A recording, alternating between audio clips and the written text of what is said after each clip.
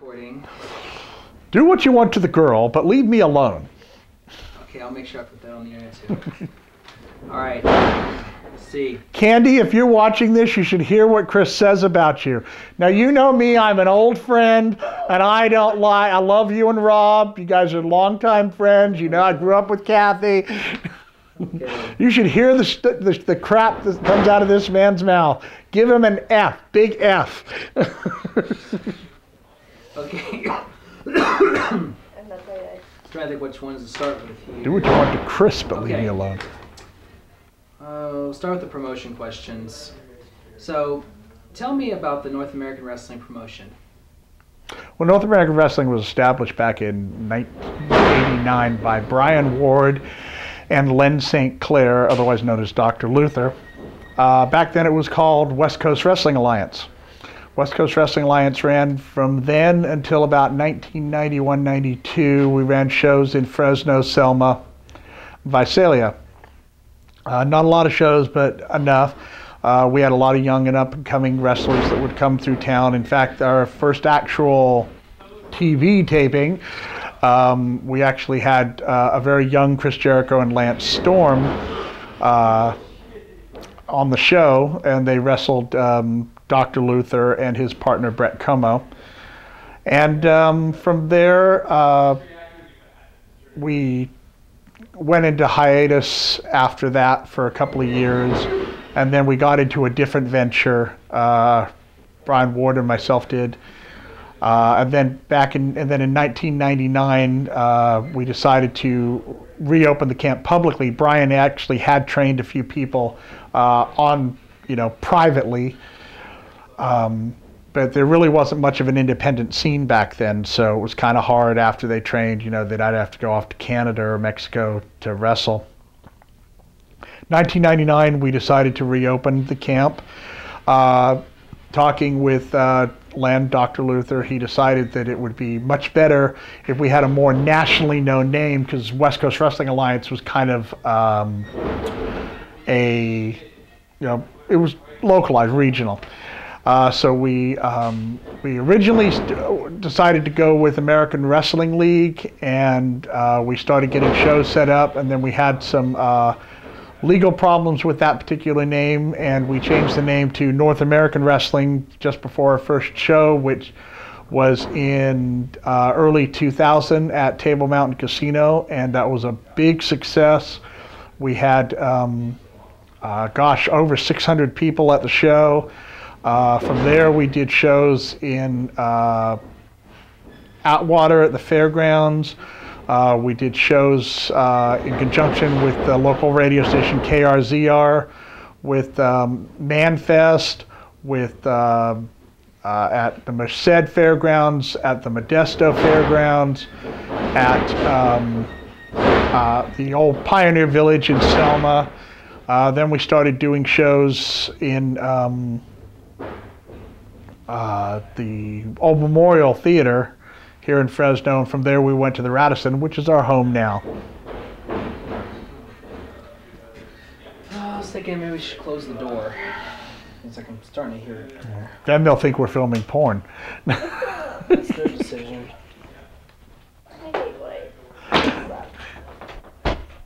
Alright. Okay, the next question is... God, that's still loud. Whatever. Okay, now remember, pretend me and Al are not here when I ask this question, so don't be like, oh... No, I'm not gay. I'm heterosexual. No matter what Frisco Flames says. Okay, alright. Can you tell me who the staff are in AEW and AEW for the website? Well, there's only one staff member, and that's me. I do it all. Cut. She's like, you're lucky to answer the phone. What the fuck do you want? I'm having sex with Alicia. Leave me alone. Oh my God.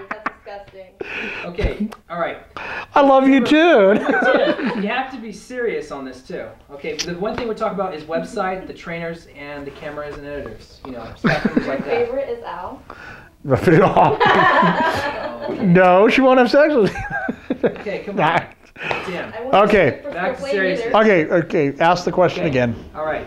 The kind of thing we're going to talk about is you're going to say who the staff members are, and usually you just say the website, which is you, of course. You talk about yourself. The website. Well, let's start. You know, basically, who runs North American Wrestling? Yeah, a lot of staff people are. feel they run North American Wrestling, but really, there's only 3 people in charge of everything. Well, kind of 4. That would be Red Rhino and his dad, and Money, who are responsible for the training school, the building, and partially for the shows.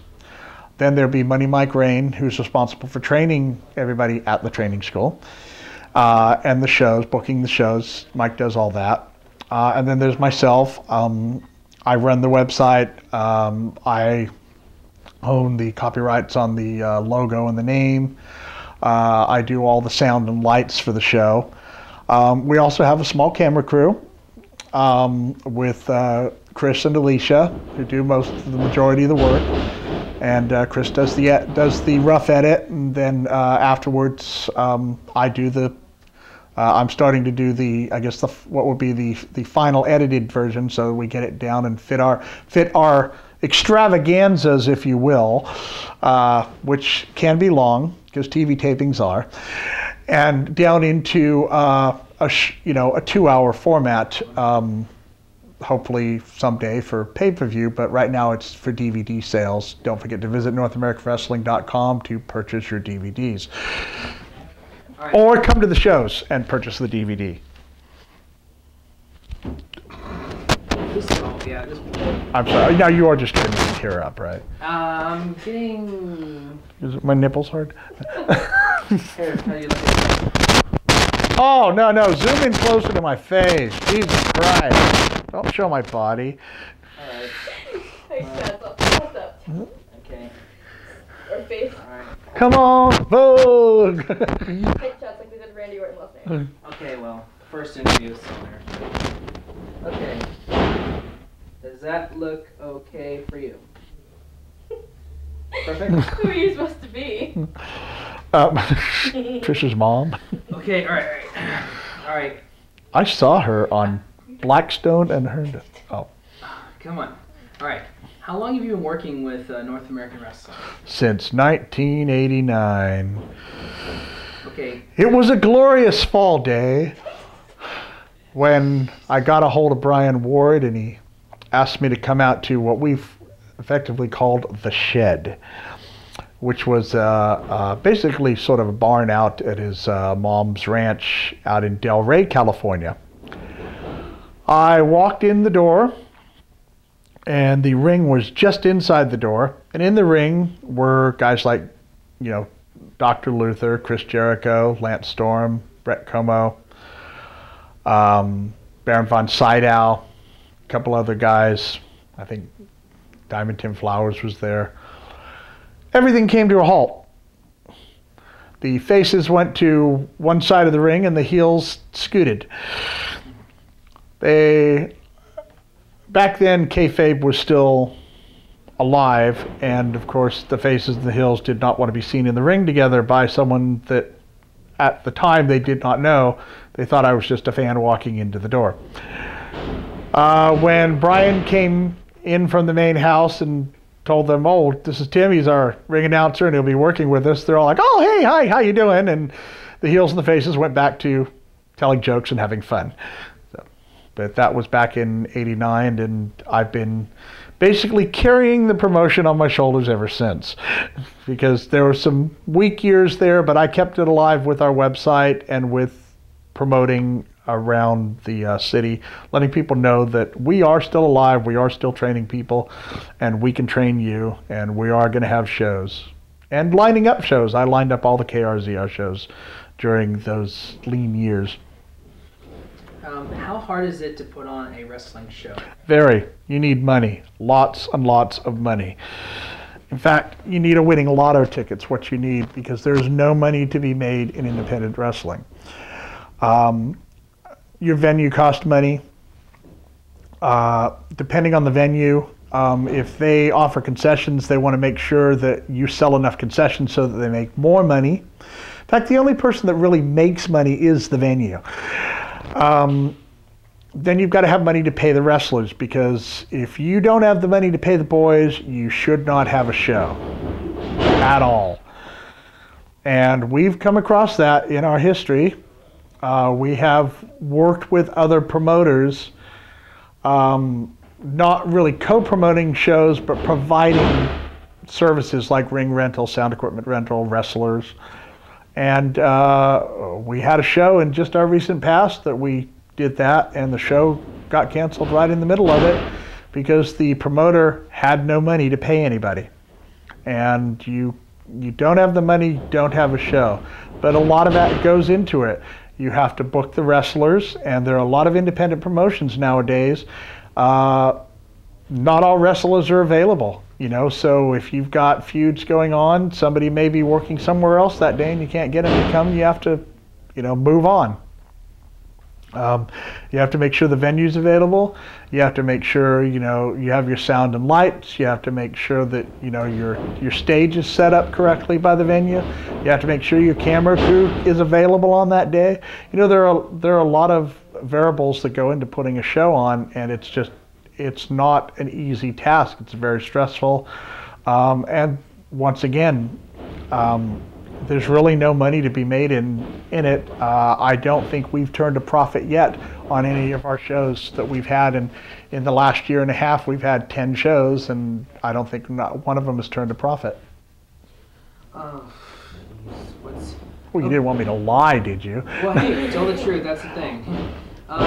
Okay, now with NAW, comparing it to all the other promotions out there, like APW, SPW, and any, you know, in California, Central Valley, what is so unique about North American wrestling compared to the other promotions? This is the part where he wants me to say, oh, we have ring entrance videos that Chris creates that nobody else has, but now he's selling his soul to other promoters and doing it. Well, you are. You want me to say something unique, but now you're going to sell your soul to Billy Blade and do it for him. So that's not, we're not going to be unique anymore. So I'm not telling the truth. Okay. No, actually, what's unique about North American wrestling is we're one of the few promotions that actually uses wrestlers from APW, SPW, Devil Mountain, BTW, you know, all those promotions out there. A lot of those little promotions only use guys, their own guys, and a handful of guys. From other promotions. We give everybody a shot here. If you are a trained wrestler, trained properly, the correct way, we'll give you a shot and we'll have you on our show. And if you're talented and you've got a good gimmick and you draw well, we'll use you. But unique-wise, we were the first to actually utilize entrance videos. Whether others are utilizing that now or not, I'm not sure. But we were the first to do it. And we've kind of kept with the old school style with a little bit of new school, and what makes us unique is, we're here in Fresno and we're pretty much isolated. Our nearest competition would be Sacramento, SPW, which is actually a sister promotion of ours because the owner and head trainer of SPW, Big Ugly, was trained right here in Fresno by ourselves here at NAW. And that's to the north. To the south, our nearest promoter would be, probably any of the promotions in the Los Angeles area, because there's nothing in Bakersfield. And then Bakersfield's pretty much the end of the line in this valley. So, and we also run shows in Modesto at the Fat Cat and in Lodi sometimes. And there's no other promotions between here and Sacramento. That's what makes us unique. And me. Yay me. Okay, so what popular wrestlers has NAW used in the last 20 years? Like WWE and TNA? Like I said at our first TV taping, we had Chris Jericho and Lance Storm. Dr. Luther is internationally known, very well known in Japan. Brett Como as well in Japan and Mexico. He also wrestles under the name The Black Dragon. We have had John Morrison, current WWE star, was actually trained by our sister promotion in Sacramento with a little help from one of our other stars, Dante, who was a former head trainer here. And John actually wrestled on a couple of our shows, both before and after he had done Tough Enough. Excuse me, you can cut that out. Let's see, we've had Gangrel, former WWE star, on our show. And we've also had renowned porn star Trina Michaels on our show. Hey, she won the Best New Starlet Award at the American Video Award, at the Adult Video Awards. That's something that's a major title. So she is famous. Or infamous, whatever you want to look at it. Okay. And that's pretty much, and I'm sorry, while he has not been on television yet, one of our former champions, Brian Cage, is currently in the WWE developmental area in Florida, wrestling under the name Chris Logan. And we hope to see Brian on television real soon. So what do you see in the future for NAW? After what I heard today, nothing. Okay, it might not be used, but it's... Well, in the future, we'd like to have local television because, let's face it, there's 57,000 channels and there's nothing on. I mean, come on. How many times have you flipped through the channels? Now,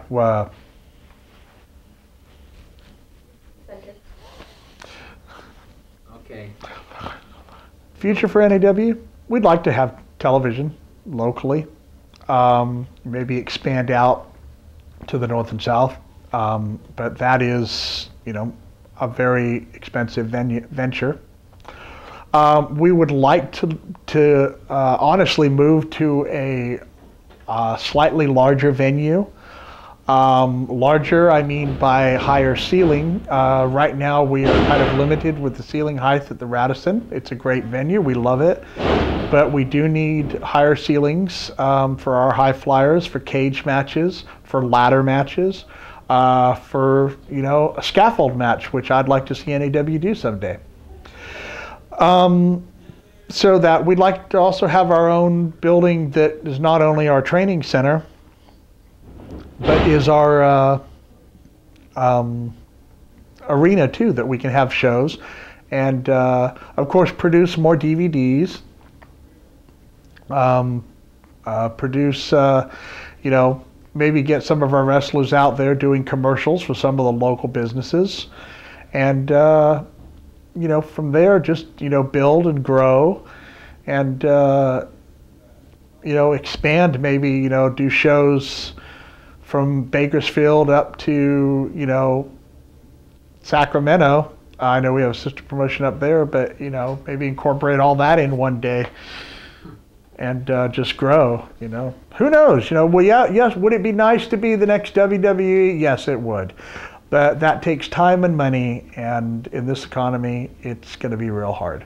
Speaking of the economy, do you think NAW is actually a good place to have shows where the fan actually only pays less money, like $10, $12 for a ticket, compared to when WWE is charging so much for their tickets? Well, I'd like to think we give a better bang for our buck. You know, we put on a good show. We put on with some crazy wrestlers and crazy matches, and I'd like to think that the fans really enjoy it. Do we draw the amount of people the WWE does? No, we don't, because they're on television week after week, and that's a very powerful marketing tool.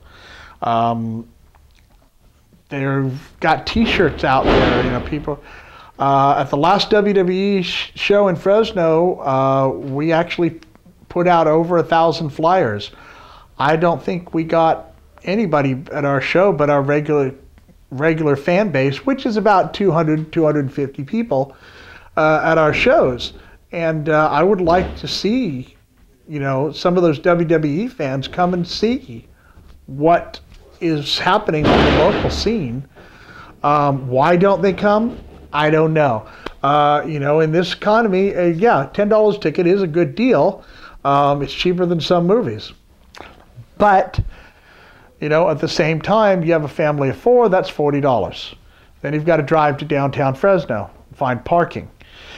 Then, you know, you have to eat. So it can end up being expensive. But then again, you know, if you have a family of 4 and you go get the nosebleed seats at the Save Mart Center, it's, you know, $100 just for your tickets, you know, $10, $12, $15 for parking,